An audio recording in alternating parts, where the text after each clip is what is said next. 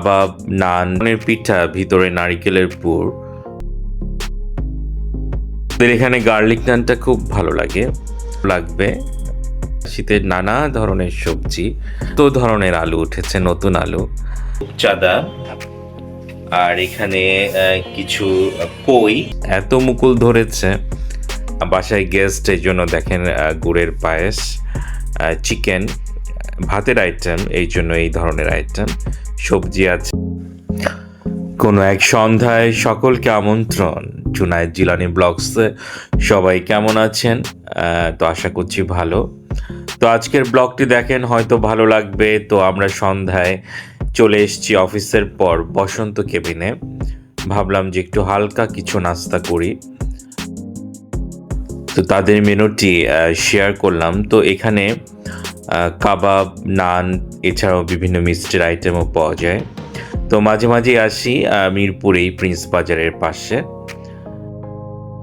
তো এটা ছিল এক ধরনের পিঠা, ভিতরে নারিকেলের পুর, তো অনেক মজা। তো আরেকটা ছিল গজা, ওটাও মিষ্টি, বেশ ভালো খেতে। তো আসলে চায়ের নাম করে এই বসন্ত কেবিনে ঢুকেছি। তো মাঝে মাঝে চা খেতে আসি, এদের চায়ের সাথে গার্লিক নানটা খুব ভালো লাগে। তো যেহেতু ছেলে ঢুকেছে, সে আবার একটি গ্রিল খাবে। তো গ্রিলটা এত বড় ছিল যে আমরা তিনজন একটু হালকা করে খেয়ে নিলাম।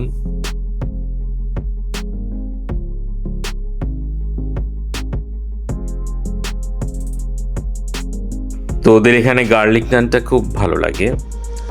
তো মাঝে মাঝেই খাই, খাবার খারাপ বলবো না, ভালোই। তো গার্লিক নান দিয়ে চিকেন গ্রিল, সাথে যদি আপনি সস দিয়ে খান, বেশ মজা। এছাড়াও গার্লিক নানের সাথে, গ্রিলের সাথে সালাদও খেতে বেশ ভালো লাগে।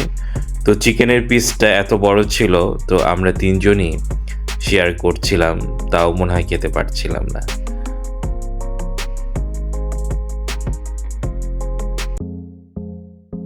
তো আমার ছেলে দুষ্টামি দেখেন কাকে বলে। তা আমি বললাম যে ভিডিও খারাপ আসবে, তাও সে দুষ্টামি করছে।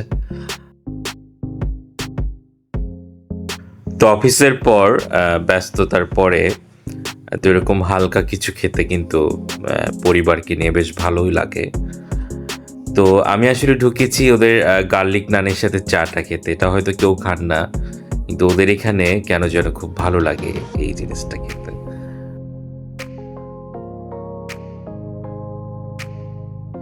সেই আদ্যিকালের অভ্যাস যাকে বলে। তো মিরপুর 14 প্রিন্স বাজারের পাশে বসন্ত কেবিন। তো আপনারাও আসতে পারেন সন্ধ্যার পর আপনাদের পরিবারকে নিয়ে। তো আমার মনে হয় ভালো লাগবে। ব্লগটি আসলে দুদিনে করা। তো পরের দিন ছিল ছুটির দিন, তো সাত সকালেই চলে গেলাম কচুক্ষেত বাজারে।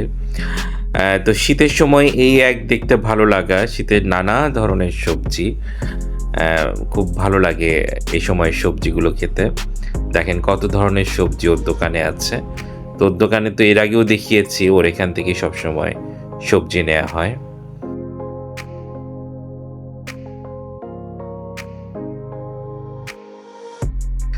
শীতের আলু আসলে অনেক মজা।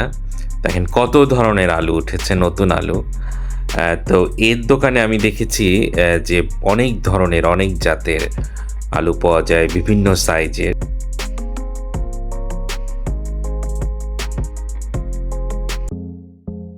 তো বাসায় আসলে গেস্ট আসবে, তো গেস্টের জন্য বাজার করা হচ্ছে। এছাড়া দোকানের বাজারও আছে। তো মাছের বাজারে আসলাম। তো ওর ওখান থেকে সবসময় মাছ নেওয়া হয়, বিভিন্ন ধরনের বড় মাছ এখানে পাওয়া যায়, কচুক্ষেত বাজার।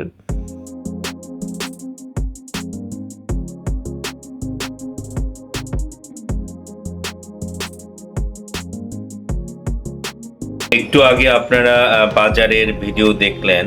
তো এই তো কাতল মাছ, সাথে আছে রূপচাঁদা, আর এখানে কিছু কই, পাবদা, আর হচ্ছে চিংড়ি। তো বাসায় গেস্ট আসবে, তো ভাবলাম যে আজকে ছুটির দিন, তো বাজারটা করে রাখি।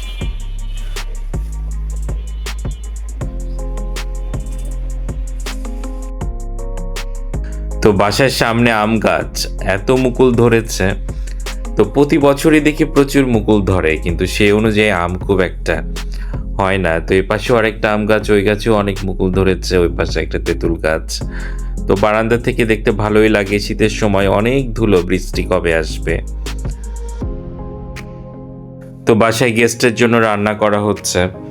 তো অনেকেই আমাকে বলে যে খালি খাওয়া দাওয়া দেখানো হয়। আসলে আমি বাসার ভিডিও তো খুব একটা দেই না, তো যেদিন অনুষ্ঠান থাকে সেদিনকার ভিডিওই সাধারণত আসে।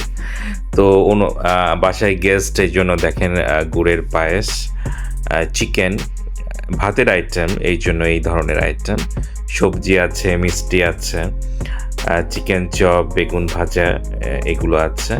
তো যে মাছগুলো আনা হয়েছে, যেহেতু গেস্ট থাকবে, সেটা আরেকদিন দিব। তাছাড়াও রোস্ট আছে, সালাদ আছে, এছাড়া বিফ কলিজা, সাথে পোলাও আর কিছু ভর্তার আইটেম। তো আমরা জয়েন্ট ফ্যামিলি, এই জন্য রাতে একসাথে খাওয়া। তো সবাই ভিডিওর সামনে আসছে না এখনো, তাই দেখাচ্ছি না। তো আমাদের চ্যানেলটা প্লিজ সাবস্ক্রাইব করবেন আর আমাদের ভিডিওগুলো দেখবেন। সবাই অনেক বেশি ভালো থাকেন। তো ধন্যবাদ। আসসালামু আলাইকুম।